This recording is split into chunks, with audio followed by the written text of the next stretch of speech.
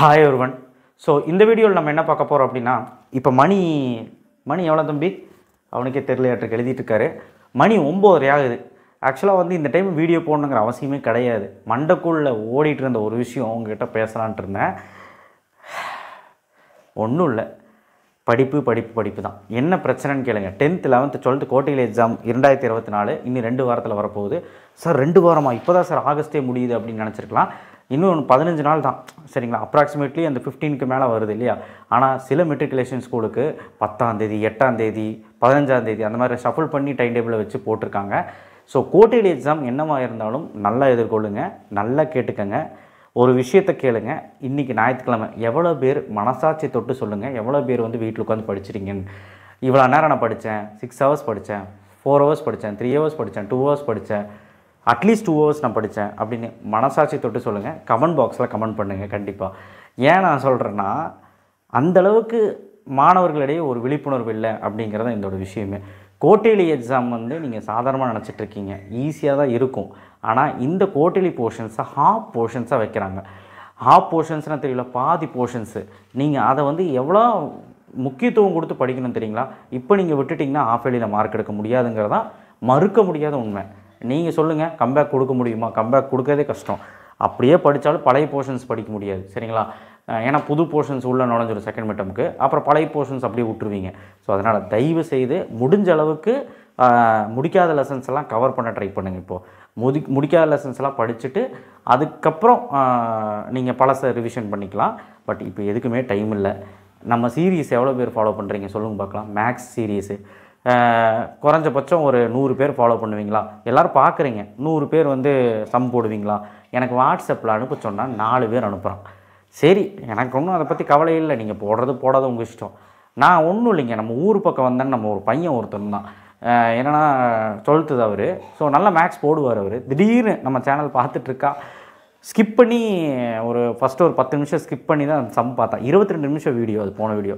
அவரே ஸ்கிப் பண்ணி பார்க்குறாருன்னா நீங்கள் ஸ்கிப் பண்ணி தானே பார்த்துருப்பீங்க. அது என்னடா ஸ்கிப் பண்ணால் தப்புன்னு கேட்குறீங்களா? ஸ்கிப் பண்ணுங்கள், அது உங்கள் கை, எல்லாமே பண்ணுறீங்க. ஆனால் என்ன தெரியும் பிரச்சனை? என்ன பிரச்சனை அந்த பையனுக்கு இப்போ புரிஞ்சிருச்சு. டவுட்டு கேட்டு இப்போ படிச்சுட்டு இருக்கேன் என்கிட்ட. நான் எல்லா வீட்லேயும் வந்து சொல்லித்தர முடியுமா? நீங்களாக உங்கள் டீச்சர்கிட்ட கேட்கணும், இல்லைனா எங்கிட்ட கேட்கணும். எங்கிட்ட கேட்க முடியாது, யூடியூப்பில் பார்க்கணும். இல்லாமல் அலெக்ஸ் மேக்ஸ், ராம் மேக்ஸ் பெரிய சேனல் பார்க்கணும். இல்லையா ஒரு டியூஷன் கிளாஸஸில் டீச்சர்கிட்ட கேட்கணும். இப்படி எந்த டவுட்டுமே கேட்காம நீங்களே ஒன்று புரிஞ்சுக்கிட்டு மனப்பாடம் பண்ணி படிச்சிங்கன்னா செட் ஆகாது. ஸோ அதனால் தயவு செய்து ஒரு விஷயத்தை நல்லா தெரிஞ்சுக்கோங்க. நான் அந்த வீடியோ 22 நிமிஷம் போட்ட வீடியோவை ஒழுக்கமாக பார்த்தீங்கன்னா பப்ளிக் எக்ஸாமில் ஒரு 5 மார்க் கன்ஃபார்ம். இதுவே நிறைய பேருக்கு தெரியறதில்ல. பப்ளிக் எக்ஸாமில் ஒரு 5 மார்க் கன்ஃபார்ம்ங்கிறது எவ்வளோ பெரிய விஷயம். அது என்னத்தை போய் நீங்கள் ஸ்டார்டிங்லேருந்து பாருங்கள். ஸோ அதுவே நீங்கள் பெரிய மிஸ்டேக் பண்ணுறீங்க. நான் ஒரு சீரீஸ் போடுறேன்னா அந்த சீரீஸில் வந்து 15 நாள் தான் அந்த சீரீஸே வச்சுருக்கேன். ஸோ மேக்ஸில் உங்களுக்கு குறைஞ்சபட்சம் 50 மார்க் வரும்னு சொல்கிறேன் 90க்கு. இது எவ்வளோ பெரிய விஷயம். சரி விடுங்க, ஃபாலோ பண்ணுறவங்க பண்ணுங்கள். இந்த மாதிரி நிறைய தவறுகள் பண்ணுறீங்க நீங்கள். இது ஃபாலோ பண்ணதெல்லாம் தனிப்பட்ட ஒரு இது. பட் ஆனால் வந்து பார்த்திங்கன்னா எல்லா சப்ஜெக்ட்லேயும் புது போர்ஷன்ஸை கவர் பண்ணுங்கள். புது போர்ஷன்ஸில் அட்லீஸ்ட் ஒரு 2 லெசனாவது ஜாஸ்தியாக படிச்சு வைங்க. கெமிஸ்ட்ரின்னு எடுத்துக்கிட்டிங்கன்னா 1 2 6 7லாம் படிக்கிறீங்க. ஆனால் வந்து இதெல்லாம் விட்டுறீங்க. அது பேர் என்ன, 11 12 ஜஸ்ட்டு ஏதாவது இம்பார்ட்டன்ட் கொஸ்டினாவது படிங்க. 8வது லெசன் படிங்க. 8வது லெசன் நிறைய பேர் படிக்க மாட்டேங்க. 3rd 4th அட்லீஸ்ட் இம்பார்ட்டன்ட் படிங்க.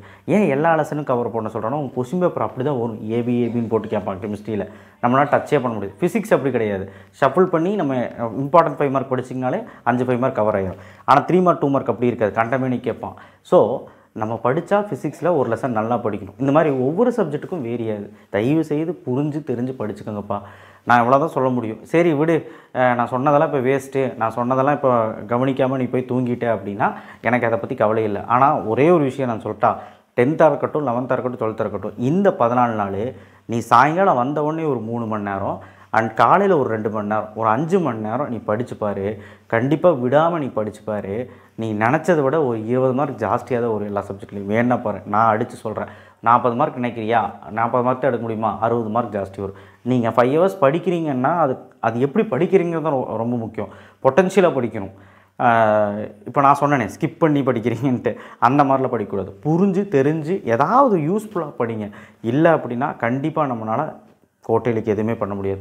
குவார்ட்டர்லி ஏன்டா இவ்வளோ பெருசாக பேசுகிறது, என்ன பப்ளிக்காடா அப்படின்னு கேட்கலாம். நீங்கள் இப்போ சொல்லுவீங்க, குவார்ட்டர்லி எக்ஸாம் முடிஞ்சதுக்கப்புறம் சொல்லுவீங்க, நான் நல்லா பண்ணல, அடுத்தது என்ன பண்ணலாம், அடுத்து என்ன பண்ணலாங்கிறது யோசிக்கவே முடியாது. ஏன்னு சொல்லுங்கள், செகண்ட் மிட்டம் அக்டோபர் நவம்பர் தீபாவளி, அக்டோபர் கொண்டாடத்தில் தீபாவளி கொண்டாடத்தில் இருப்பீங்க. ரெண்டே மாதம் தான். நவம்பரில் நமக்கு செகண்ட் மிட்டம். 2 மாதத்தில் புது போர்ஷன்ஸ் ஒரு 4-5 லெசன் படிப்பீங்க. எப்படி படிப்பீங்க? அதுவும் அரைக்குறையாக படிப்பீங்க. ஸோ பழைய போர்ஷன்ஸும் புது போர்ஷன்ஸு எல்லாம் சேர்ந்து ஆஃப் எலிக்கு வரும், ஃபெயிலு இல்லைனா ஜஸ்ட்டு பாஸு. இதை வச்சு ஜனவரி பிப்ரவரிக்குள்ளே ரெக்கவர் பண்ணி பப்ளிக் எழுத போகிறீங்க. யோசிச்சுக்கோங்கப்பா. குறைஞ்சபட்சம் நமக்கு வந்து 6 மாதம் கூட டைம் இல்லை, 6 மாதம் 5 மாதம் கூட டைம் இல்லை. இது எல்லா வீடியோலையும் சொல்லிகிட்டு இருக்கேன். தயவுசெய்து படிக்கிறத தெரிஞ்சு படிங்க. மேக்ஸ் மட்டும் நம்ம சேனலை ஃபாலோ பண்ணி அந்த விஷயங்களை தெரிஞ்சுக்கோங்க. ஃபிசிக்ஸ் கெமிஸ்ட்ரியெல்லாம் இம்பார்ட்டன்ட் நம்ம போட்டுட்டோம். அதை படித்தா எவ்வளோ வரும்னு கேட்டிங்க. கண்டிப்பாக நான் சொல்கிறேன். இன்றைக்கி நான் ஒரு சேனல் பார்த்து, தப்பாக சொல்லலை, சேனல் பார்த்து அவர் சொன்னார் இம்பார்ட்டன்ட் கொஸ்டின் எவ்வளோ தூரம் வரும், 80 85. நான் அடித்து சொல்கிறேன். நம்ம சேனல் நான் கெத்தாக சொல்லுவேன். குவார்ட்டர்லி எக்ஸாம் நான் சொல்கிறேன். 5 5 மார்க்கா ஃபிசிக்ஸில் எழுத முடியும், மேக்ஸில் 7 5 மார்க்காக எழுத முடியும், கெமிஸ்ட்ரியில் 5 5 மார்க் எழுத முடியும், எல்லாமே எழுத முடியும். 3 மார்க் 2 மார்க்காக குறைஞ்சபட்சம் 5 ஒன்று வேணால் மிஸ் ஆகலாம். ஏன்னா அந்த கம்பல்சரி என்ன வேணாலும் கேட்கலாம், அவ்வளோதான். மித்தபடி 1 மார்க்லாம் உங்கள் கையில் தான். புக் பேக்கே 15க்கு 13 கேட்டுருவோம். ஸோ டோட்டலாக 65 மார்க்கு அசால்ட்டாக அடிக்கலாம் தான் நான் அடித்து சொல்லுவேங்க. நீங்கள் வேணால் நீங்களே சொல்லுவீங்க, சார் ஆமாம் சார் நீங்கள் சொன்ன கொஷின் தான் வந்துச்சு அப்படி. நிறைய பேர் அந்த இம்பார்ட்டன்ட் கொஷின்ஸ் எல்லாம் பாருங்கள், படிங்க, தப்பே கிடையாது. ஆனால் பப்ளிக் இப்படி விளையாண்டுருக்காதீங்க. குவார்ட்டர்லிக்கு கடைசி நிமிஷம்னாலும் நம்ம சொல்கிறோம், பப்ளிக்கு எல்லாம் ஒரு லெசன் எடுத்தால் படிக்க ட்ரை பண்ணிங்க எல்லாமே. ஸோ எனிவே நிறைய விஷயங்கள் நான் பகிர்ந்துட்டேன் உங்ககிட்ட. நான் இப்போ அந்த பையனோட கதை சொன்னேன் இல்லைங்களா, ஸ்கிப் பண்ணிட்டு பார்த்தது, நீங்கள் அது உங்கள் இஷ்டம். பட் இதே மாதிரி உங்கள் மிஸ்ஸு சொல்லித்தரதை வந்து உதாசீனப்படுத்தி நீங்களே படிச்சுக்கலாங்கிற பேரில் தப்பாக படிக்காதீங்க. எதாவது டவுட்னா மிஸ்ஸுக்கிட்ட போய் உடனே கேட்டுருங்க. ஏன்னா டெரிவேஷன்ஸாக இருக்கட்டும், இல்லை வந்து மேக்ஸில் சம்மாக இருக்கட்டும், இல்லை கெமிஸ்ட்ரியில் வந்து ஈக்குவேஷன்ஸாக இருக்கட்டும், ஏதாவது டவுட்டு கேட்டு, இல்லை யூடியூப்பில் ஏகப்பட்ட வீடியோ இருக்குது, பார்த்து தெரிஞ்சு படிங்க. இல்லைனா மாட்டினீங்க தம்பிகளா. பிளானு அருமையான பிளான் நான் போட்டு கொடுத்துருக்குறேன். அதையெல்லாம் வச்சு ஒழுக்கமாக வந்து படிங்க.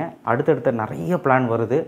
அப்படியாவது ஒரு மோட்டிவேட்டடாக படிங்க. அந்த மேத்ஸ் சீரியஸை தயவுசெய்து உங்கள் ஃப்ரெண்ட்ஸ் கிளாஸில் சொல்லுங்கள். நீங்கள் ஒருத்தர் மட்டும் போடுங்க கிளாஸில், ஒன்றால் ஒரு 10 பேர் நல்லா வந்தானா கண்டிப்பாக நீயும் நல்லா வருவேன். அதை கொஞ்சம் ஹெல்ப் பண்ணுங்கள் எல்லாத்துக்கும். சரிங்களா? தேங்க்யூ. ஷேர் பண்ணுங்கள், சப்ஸ்கிரைப் பண்ணுங்கள். 10th 11th வீடியோ போடுறதுன்னு சொன்னீங்க. டைம் இல்லை தம்பி, கண்டிப்பாக நான் போடுவேன். 10th இம்பார்ட்டன்ட் வரும். 11th ஆல்ரெடி மேக்ஸும் ஃபிசிக்ஸும் ஓரளவுக்கு போடுறேன், தப்பு கிடையாது. 11th அந்த சீரீஸ் ஆரம்பிக்க சொன்னீங்க, ஆனால் எவனும் பார்க்க மாட்டான். அதுதான் பிரச்சனையே. 11th என்ன பிரச்சனைனா, அவங்க இப்போ தான் படிக்கவே ஸ்டார்ட் பண்ணுறாங்க. சரி பரவாயில்ல, ஏதாவது தப்பாக சொல்லி தான் மன்னிச்சிருங்க. 11th இப்போதைக்கு இம்பார்ட்டன்ட் போடுங்க. சரிங்களா? சரி, தேங்க்யூ. ஷேர் பண்ணுங்கள், சப்ஸ்கிரைப் பண்ணுங்கள், மறக்காமல் பெல் ஐக்கானை ப்ரெஸ் பண்ணுங்கள். உங்கள் டைமை வேஸ்ட் பண்ணிட்டு நாளைக்கு கூல் இருக்குது, போய் தூங்குங்க. அண்டு ரொம்ப முக்கியம், காலையில் எழுந்திரிச்சு படிக்கணும், சாயங்காலம் வந்து படிக்கணும். கமெண்ட் பாக்ஸில் நான் சொன்ன விஷயத்தை கமெண்ட் பண்ணுங்கள், பார்க்கலாம். தேங்க்யூ.